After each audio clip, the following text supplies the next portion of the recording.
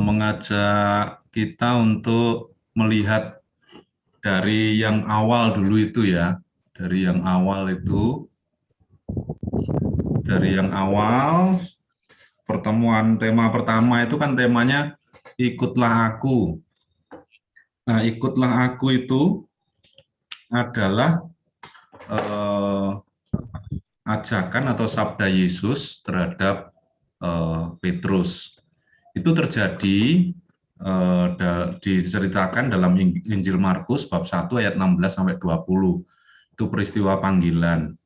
Nah, salah satu yang menarik kita dari peristiwa panggilan murid-murid pertama itu adalah mengapa Petrus langsung mengikuti Yesus.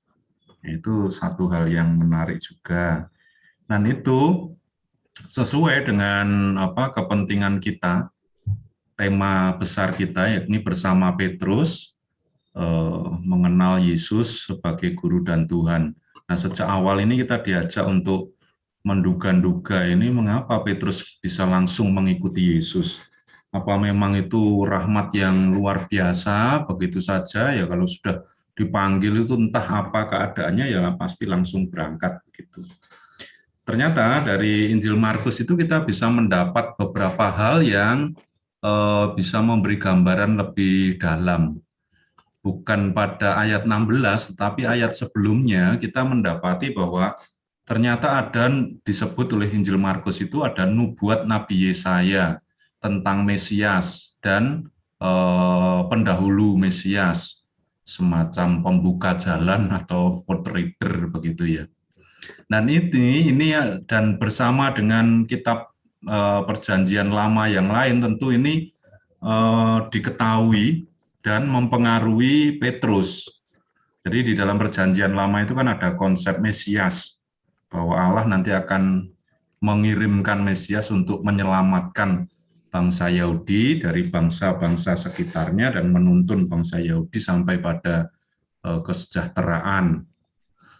Itu dari sebenarnya yang mempengaruhi pertama-tama mempengaruhi batin Petrus itu bukan hanya Nabi Yesaya tapi keseluruhan konsep Mesias dalam Perjanjian Lama. Tetapi yang dikutip dalam Injil Markus itu nubuat Nabi Yesaya tentang Mesias dan pelopor atau perintisnya, pendahulunya. Kemudian ada suatu peristiwa pada zaman Petrus itu, kalau Nabi Yesaya ini kan di dalam kitab suci Perjanjian Lama. Tetapi sejaman dengan Petrus ada tokoh Yohanes Pembaptis. Nah, ini menjadi suatu tokoh yang sangat terkenal, disebut di Injil Markus itu bahwa seluruh orang Yudea, semua penduduk Yerusalem itu datang mendatangi Yohanes Pembaptis, mereka itu bertobat lalu dibaptis. Ketokohan Yohanes Pembaptis ini juga diperkuat oleh keteladanan hidupnya. Itu digambarkan keunikan pribadi Yohanes Pembaptis ini ya. Pakai baju kulit unta atau apa, lalu makanannya madu dan belalang dan seterusnya. Ini menunjukkan teladan hidup yang sederhana demi mempersiapkan diri Allah yang akan datang. Kemudian hal ketiga, pada waktu itu Yesus datang dari Galilea, datang kepada Yohanes Pembaptis di Sungai Yordan untuk dibaptis. Sebenarnya juga diceritakan oleh Injil Markus bahwa ada perbedaan antara Yesus yang dibaptis dengan orang-orang yang dibaptis itu. Kalau orang-orang itu karena dosanya lalu dia bertobat dan dibaptis, tetapi untuk Yesus tidak disebut soal dosa dan pertobatan, tapi hanya disebut bahwa Yesus dibaptis. Lalu pada waktu peristiwa dibaptis itu ada hal yang istimewa juga yang amat menarik, mencolok perhatian, yakni ketika langit terbuka, lalu ada suara, lalu ada Roh Kudus yang turun. Nah, itu menjadi peristiwa yang dilihat oleh orang banyak dan kiranya itu peristiwa yang menyebar dengan cepat dan termasuk Petrus itu mendengar peristiwa itu kalau tidak menyaksikan sendiri. Nah, dari beberapa hal inilah kemudian kita bisa menduga bahwa Petrus pada waktu itu benar-benar terpesona, dipenuhi dengan antusiasme atau semangat, dan terutama semangatnya adalah ingin mengenal Yesus secara lebih dalam dengan pertanyaan pokok, ini benar enggak sih Yesus adalah Mesias? Itu ya. Ini di bagian pertemuan pertama itu kita merenungkan peristiwa panggilan ini, dan kita bisa mengira-ngira ternyata ya awalnya itu memang Petrus sudah dianugerahi ketertarikan atau keterarahan, istilah kita sudah terpesona, penuh semangat dan ingin mengenal Yesus. Maka ketika Tuhan Yesus memanggil Petrus, yaitu seperti tumbuh oleh tutup, jadi plek ketiplek begitu ya, pas cocok, pucuk dicinta, ulam tiba, maka ya langsung aja mengikuti Yesus karena memang ada penasaran, ada antusiasme untuk mengenal Yesus. Itu pertemuan tema pertama. Nah, kemudian pada pertemuan tema yang kedua, ini dikisahkan, kita diajak merenungkan peristiwa pengakuan Petrus bahwa Yesus adalah Mesias. Nah, kita bertanya untuk mempelajari teks itu, kira-kira mengapa ya Petrus berani menyebutkan bahwa Yesus adalah Mesias, berani mengakui atau memproklamasikan secara pribadi bahwa Yesus adalah Mesias. Ini adalah Injil Markus bab 8. Jadi tadi bab 1, sekarang Injil ini bab 8. Teksnya ada di Injil Markus bab 8. Nah, di antaranya itu tentu kita sudah bisa melihat juga dalam teks Injil Markus bahwa di sepanjang bab 1 sampai 8 itu Petrus melihat dan mengalami sendiri betapa sabda dan karya Yesus itu adalah penuh kuasa. Jadi membuat mukjizat, mengajar dengan kewibawaan yang amat kuat, mengusir roh jahat. Pokoknya ini adalah dianggap bahwa itu sesuai, sangat cocok dengan gagasan Mesias yang ada di dalam perjanjian lama, yang sudah dipelajari oleh Petrus pada waktu itu. Jadi orang Yahudi itu kan menunggu datangnya Mesias. Mesias seperti apa? Nah, digambarkan Mesias seturut gambaran perjanjian lama, dan gambaran itu adalah sesuai dengan apa yang dilihat Petrus pada pribadi Yesus. Sabda dan karya Yesus ini mencerminkan bahwa inilah Mesias yang ditunggu-tunggu. Itu. Oleh karena itulah, karena sudah melihat dan mengalami sendiri bahwa sabda Yesus adalah sesuai dengan gagasan Mesias, maka Petrus berani mendaku atau memproklamasikan bahwa Yesus adalah Mesias. Tapi yang unik, dan kita juga terpancing pada peristiwa berikutnya, sudah ada pengakuan dari Petrus bahwa Yesus adalah Mesias, namun Yesus melarang Petrus untuk memberitahukan hal itu kepada orang-orang lain. Di pertemuan kedua itu kita tahu bahwa ini karena proses pembelajarannya belum tuntas, jadi belum komplit. Istilah Mesias yang diproklamasikan Petrus memang sudah benar, tetapi pengertian tentang Mesias itu belum komplit karena pembelajarannya memang belum tuntas. Nah, ini nanti akan kelihatan dari tema berikutnya. Kita lihat tema berikutnya adalah tema Enyahlah Iblis. Enyahlah Iblis ini merenungkan peristiwa pemberitahuan penderitaan anak manusia. Itu lanjutan dari tema pengakuan Petrus tadi itu. Nah, pada pemberitahuan penderitaan ini sebenarnya bagaikan materi lanjutan. Jadi levelnya sudah naik, ini muridnya ini sudah bukan kelas dasar atau bukan lagi newbie, tetapi sudah menengah, sudah lebih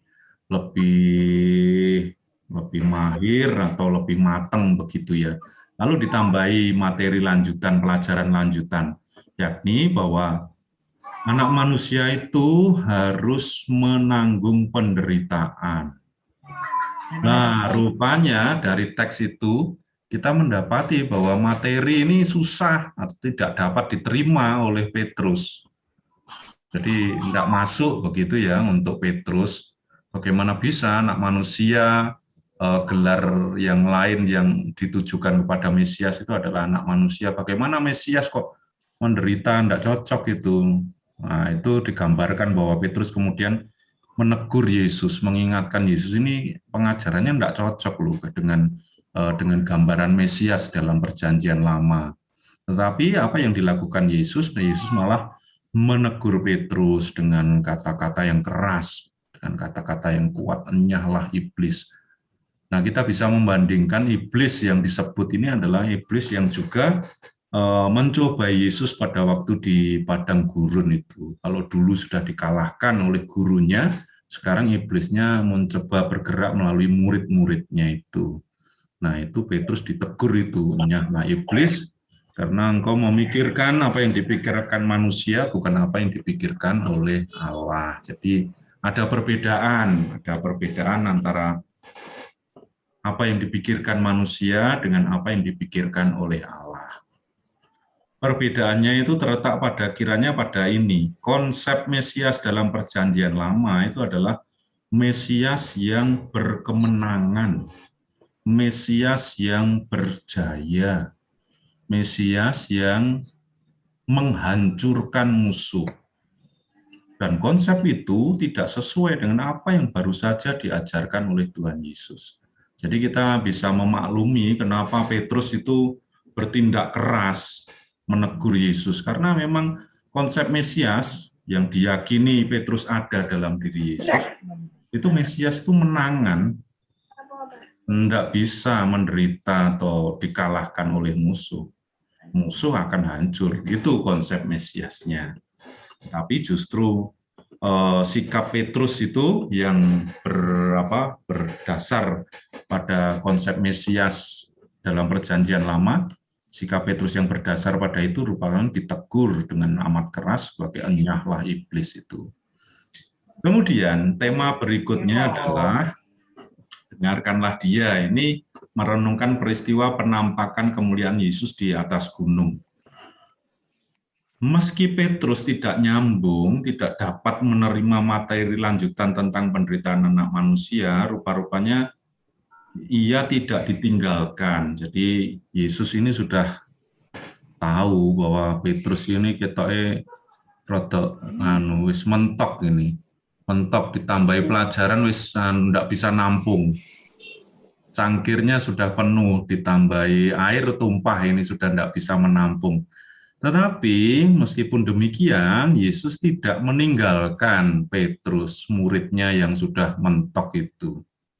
Petrus tetap diajak terus, malah mendapat keistimewaan.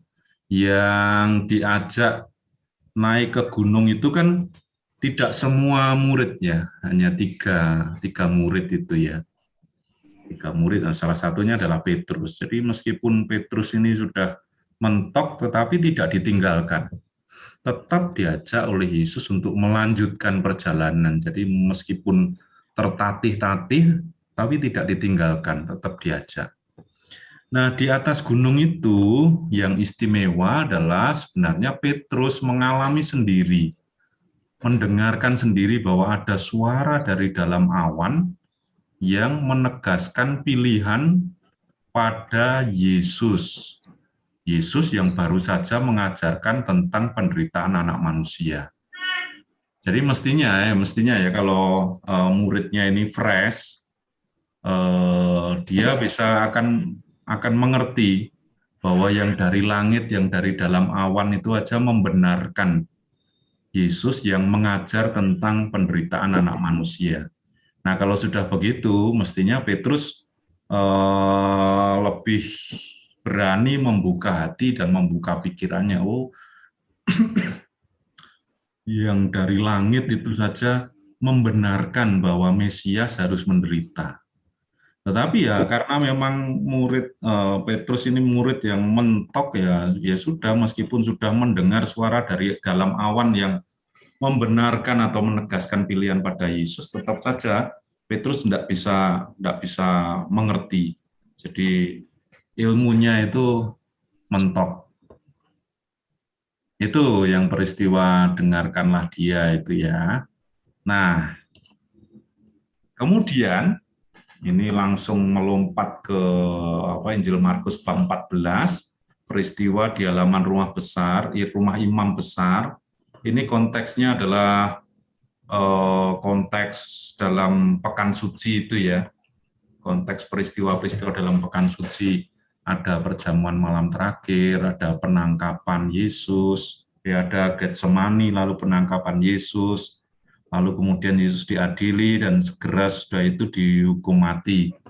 Nah, ketika diadili itulah salah satu pengadilannya itu di rumah imam besar. Nah, di situ Petrus menyelinap di halaman rumah imam besar itu menjelang dini hari karena nanti akan ada ayam berkokok, jadi biasanya kan dini hari. Nah, disitulah sebenarnya kita bisa membayangkan pada waktu itu, pada malam itu, Petrus ini memiliki dua gambaran tentang Mesias yang berbeda. Satu, itu Mesias dari Perjanjian Lama yang berkemenangan, berjaya, menghancurkan musuh, tidak terkalahkan.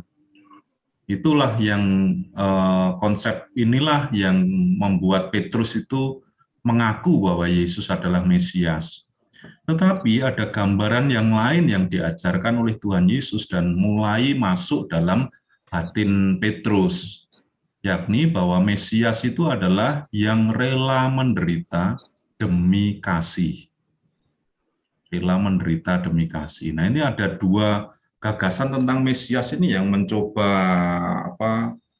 Petrus mencoba untuk menentukan ini yang tepat yang mana. Yang benar itu yang mana yang harus saya pilih. Gagasan tentang Mesias yang berkemenangan atau Mesias yang penuh kasih sedemikian sampai rela menderita. Nah, rupa-rupanya pada malam pengadilan itu dan setelah sekian waktu mengikuti Yesus, akhirnya pada saat itu Petrus mengaku tidak mengenal Yesus. Artinya apa? Artinya Petrus tidak bisa lepas dari gagasan tentang Mesias dari Perjanjian Lama. Mesias harus menang. Nah, kok Yesus ini diadili, ditangkap dan diadili. Mesias itu harus bisa menghancurkan musuh. Lah kok ini sekarang Yesus yang akan dihancurkan. Nah, Petrus tidak bisa lepas dari konsep Mesias Perjanjian Lama itu, sehingga ketika dia menyadari bahwa Yesus itu ditangkap dan diadili, lalu kemudian dia merasa bahwa Yesus ini bukan Mesias. Dan itulah yang diakui oleh Petrus pada malam itu. Petrus mengaku tidak mengenal Yesus sebagai Mesias. Itu. Setelah itu, setelah 3 kali dia mengaku bahwa tidak mengenal Yesus, lalu ayam berkokok 2 kali. Nah, pada saat itulah secara unik Injil Markus menyebut bahwa Petrus ini menangis terseduh-seduh. Nah, rupa-rupanya di situ ada peristiwa bahwa Petrus menyadari bukan dia yang mengenal Yesus. Itu ingat kenapa Petrus mau ikut Yesus? Karena Petrus ingin mengenal Yesus. Nah, pada titik kritis ini ternyata dia menyadari dia tidak kenal Yesus.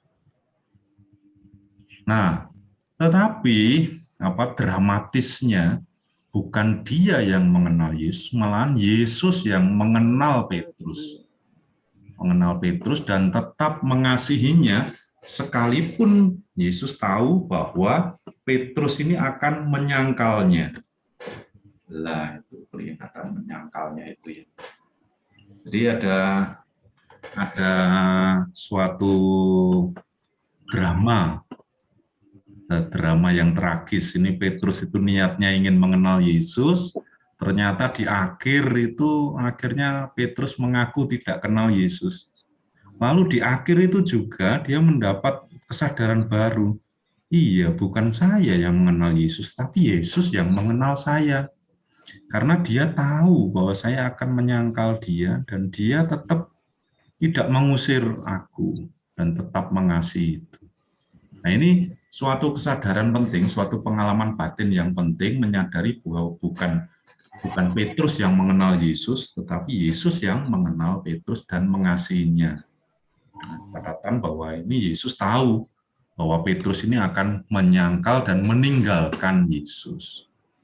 Sudah tahu akan ditinggalkan, tetapi tetap Petrus ini dianggap murid terkasih begitu ya, tidak diusir, tidak disio-sio begitu, tetap dikasih oleh Yesus. Nah, itu pertemuan yang terakhir minggu lalu. Nah, sekarang kita melompat pada tema ke-6, ini tema kebangkitan. Jadi yang tadi sudah berakhir, yang pra kebangkitan itu ini sekarang sudah masuk kepada peristiwa kebangkitan, tema terakhir untuk malam ini. Nah, saya ingin mengajak untuk membaca kutipan Injil Yohanes yang direnungkan untuk tema kita malam ini. Yohanes bab 21 ayat 1 sampai 19. Saya bacakan. Kemudian Yesus menampakkan diri lagi kepada murid-muridnya di pantai Danau Tiberias, dan ia menampakkan diri sebagai berikut. Jadi ini Yesus sudah bangkit ya, sudah bangkit lalu menampakkan diri. Yesus yang bangkit itu menjumpai murid-muridnya, dan sekarang ini di pantai ini adalah penampakan kebangkitan Yesus yang kesekian kalinya. Menampakkan diri lagi itu sudah beberapa kali dan sekarang terjadi lagi. Di pantai itu berkumpul Simon Petrus, Thomas yang disebut Didimus, Nathanael dari Kana yang di Galilea, anak-anak Zebedius dan 2 orang muridnya yang lain. Kata Simon Petrus kepada mereka, "Aku pergi menangkap ikan." Kata mereka kepadanya, "Kami pergi juga dengan engkau." Mereka berangkat lalu naik ke perahu, tetapi malam itu mereka tidak menangkap apa-apa.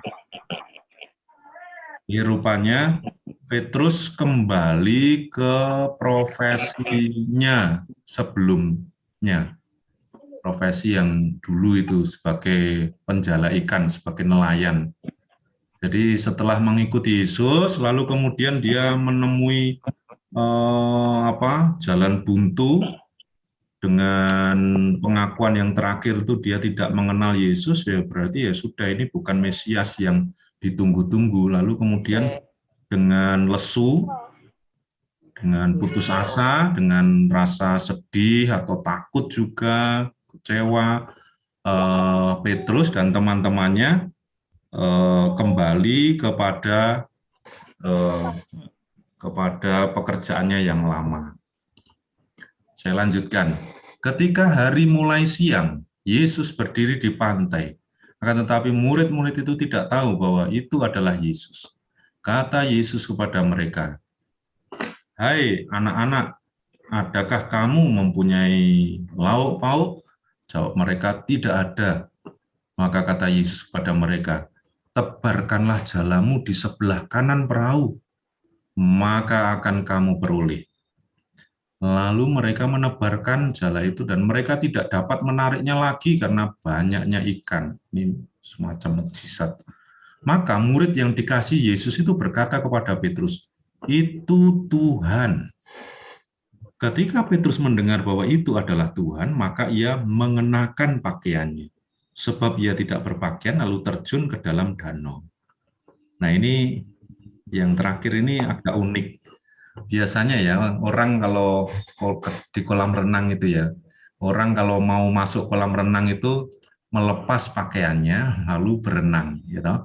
Di pantai itu juga begitu. Nah, ini kan juga sebenarnya Petrus ini tidak berpakaian, maksudnya tidak berpakaian seperti baju begini, ini tidak berpakaian nggak? Karena memang ini sedang ada di danau, sedang bekerja di tengah air begitu. Nah, tetapi ketika mendengar bahwa itu Tuhan, maka Petrus mengenakan pakaiannya, sebab ia tidak berpakaian, lalu terjun ke dalam danau. Ini unik ya, ini peristiwa unik. Nah, rupa-rupanya di dalam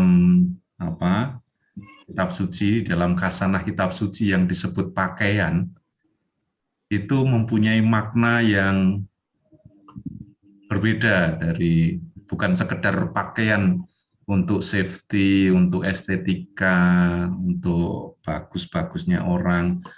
Pakaian itu juga adalah sebenarnya mencerminkan jati diri, mencerminkan identitas orang. Jadi kalau orang tidak berpakaian, itu dia kehilangan identitasnya. Jadi kalau kayak kita ini dimengerti pakaian adalah identitas, itu kan seragam itu ya. Kalau polisi seragamnya begitu, tentara begitu, pegawai negeri begitu seragamnya. Lalu kalau sekarang ini menteri-menteri seragamnya ya pakai baju putih. Nah itu dengan mengenakan baju seperti itu dia menunjukkan identitasnya. Nah kalau di dalam peristiwa ini, identitas yang dikenakan oleh Petrus itu adalah sebagai murid. Jadi ketika ia mengenakan pakaiannya itu adalah suatu peristiwa di mana Petrus menemukan kembali jati dirinya, siapa dia sebenarnya. Mengenakan pakaian artinya adalah menemukan kembali siapa dirinya sebenarnya, yaitu murid Yesus. Ini peristiwa yang unik. Kemudian saya lanjutkan, murid-murid yang lain datang dengan perahu karena mereka tidak jauh dari darat. Hanya kira-kira 200 hasta saja dan mereka menghela jala yang penuh ikan itu. Ketika mereka tiba di darat, mereka melihat api arang dan di atasnya ikan dan roti. Kata Yesus kepada mereka, bawalah beberapa ikan yang baru kamu tangkap itu.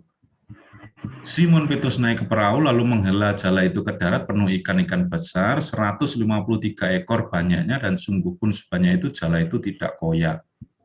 Angka 153 ini diduga menurut para ahli kitab suci itu adalah jenis ikan yang diketahui pada zaman itu. Jadi 153 itu adalah jenis ikan. Ikan lele, ikan salmon, ikan sepat, ikan apa itu di total waktu itu orang tahunya ada 153 ekor. Nah, itu kalau disebut itu berarti semua ikan itu masuk ke situ. Itu maksudnya kira-kira begitu. Banyak sekali. Semua jenis ya, semua jenis ikan. Semua jenis ikan yang diketahui pada zaman itu. Lanjut, kata Yesus kepada mereka, marilah dan sarapanlah. Nah, ini tidak ada di antara murid-murid itu yang berani bertanya kepadanya, siapakah engkau? Sebab mereka tahu bahwa ia adalah Tuhan. Yesus maju ke depan mengambil roti, memberikan kepada mereka, demikian juga ikan itu. Ini peristiwa Ekaristi yang mengingatkan pada perjamuan terakhir. Itulah ketiga kalinya Yesus menampakkan diri pada muridnya sesudah ia bangkit dari antara orang mati. Jadi murid-murid ini sudah yakin sehingga tidak perlu bertanya lagi. Kalau dulu murid-murid tidak yakin, ragu-ragu, tidak tahu maksudnya tapi tidak bertanya.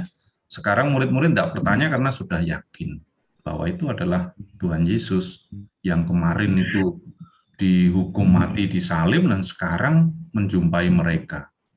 Bagaimana itu bisa terjadi mereka juga tidak tahu, tapi mereka betul-betul yakin bahwa ini yang menjumpai mereka adalah Tuhan, adalah guru mereka. Sesudah sarapan, Yesus berkata kepada Simon, Simon anak Yohanes, apakah engkau mengasihi aku lebih daripada mereka ini? Jawab Petrus kepadanya, benar Tuhan, engkau tahu bahwa aku mengasihi engkau. Kata Yesus kepadanya, gembalakanlah domba-dombaku. Kata Yesus pula kepadanya untuk kedua kalinya, Simon, anak Yohanes, apakah engkau mengasihi aku? Jawab Petrus padanya, benar Tuhan, engkau tahu bahwa aku mengasihi engkau. Kata Yesus kepadanya, gembalakanlah domba-dombaku. Kata Yesus kepadanya untuk ketiga kalinya, Simon, anak Yohanes, apakah engkau mengasihi aku? Maka sedih hati Petrus karena Yesus berkata untuk ketiga kalinya, apakah engkau mengasihi aku? Dan ia berkata kepadanya, Tuhan, engkau tahu segala sesuatu. Engkau tahu bahwa aku mengasihi engkau. Kata Yesus kepadanya, gembalakanlah domba-dombaku. Aku berkata kepadamu, sesungguhnya ketika engkau masih muda, engkau mengikat pinggangmu sendiri dan engkau berjalan kemana saja kau kehendaki. Tetapi jika engkau sudah menjadi tua, engkau akan mengulurkan tanganmu dan orang lain akan mengikat engkau dan membawa engkau ke tempat yang tidak kau kehendaki. Dan hal ini dikatakannya untuk menyatakan bagaimana Petrus akan mati dan memuliakan Allah. Sesudah mengatakan demikian, ia berkata kepada Petrus, ikutlah aku. Saya tarik mundur sebelumnya, yang 3 kali ini ya, peristiwa 3 kali ini mengingatkan kita pada 3 kali Petrus menyangkal Yesus. Ini mungkin disebut hati Petrus itu sedih karena jadi teringat kemarin itu dia 3 kali menyangkal Yesus. Sekarang 3 kali Yesus bertanya. Tetapi juga 3 kali ini artinya adalah suatu semacam proklamasi resmi, pengumuman resmi begitu ya. Bisa dianggap begitu bahwa ini diulang 3 kali adalah menunjukkan semacam sumpah gitu ya. Ya seperti itu. Jadi menegaskan pilihannya dengan sadar, oleh karena itu diulang sampai 3 kali bahwa saya memilih ini. Bahwa aku mengasihi engkau. Nah itu kutipannya. Nah dari teks Yohanes ini ada 2 hal yang ingin saya tawarkan untuk kita renungkan. Yang pertama adalah ketika Petrus mendengar bahwa itu adalah Tuhan, maka ia mengenakan pakaiannya sebab ia tidak berpakaian lalu terjun ke dalam danau. Ini tadi sudah saya sebutkan bahwa dengan disebut mengenakan pakaiannya, ini Petrus ini mengenakan kembali jati dirinya. Jati dirinya itu adalah murid Yesus, mengikuti Yesus. Nah kemarin dia sempat melepas pakaian itu, melepaskan jati dirinya itu karena memang bingung. Nah ini kok Yesus dihukum mati terus piye? Saya mengikuti siapa? Mengikuti ke kuburan? Ya apa harus begitu? Ke kuburan kan sudah berhenti. Ya, nah itu bingung. Bagaimana ini? Lalu dalam kebingungan itu dia kemudian kembali ke hidupnya yang lama sebagai nelayan, mencari ikan. Nah, ketika di pantai itu Yesus yang bangkit itu menjumpai Petrus, lalu dia kemudian menemukan kembali jati dirinya, antusiasmenya dulu ketika awal mengikuti Yesus itu muncul lagi, berkobar-kobar lagi. Saya adalah murid Yesus. Itu Petrus mengenakan pakaiannya, berarti Petrus menyadari kembali dengan lebih jernih bahwa dia adalah murid Yesus. Hal yang kedua adalah kata Yesus kepadanya untuk ketiga kalinya, Simon anak Yohanes, apakah engkau mengasihi aku? Ini kalau direnungkan, ini seolah-olah Yesus ini menantang Petrus untuk menentukan pilihannya. Kalau kemarin kamu menyangkal aku karena kamu berpegang pada konsep Mesias dari Perjanjian Lama, Mesias yang berkemenangan. Sekarang, apakah engkau masih memegang pilihanmu kemarin atau sudah bisa menerima ajaranku bahwa Mesias itu adalah ia yang mengasihi sedemikian sampai rela menderita. Itu jadi kalau mau disederhanakan, dalam pertanyaan Yesus itu apakah engkau mengasihi aku? itu Petrus ditantang untuk memilih mau Mesias perjanjian baru atau Mesias perjanjian lama nih.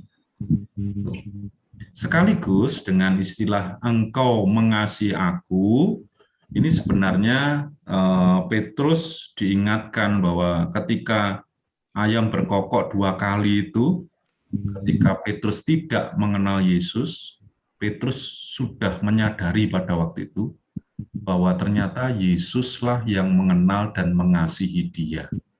Dan pengalaman dikasihi oleh Yesus itulah yang kiranya menjadi modal untuk menjawab pertanyaan ini. Apakah engkau mengasihi aku? Karena aku sudah mengasihi kamu dan kamu sudah merasakan itu.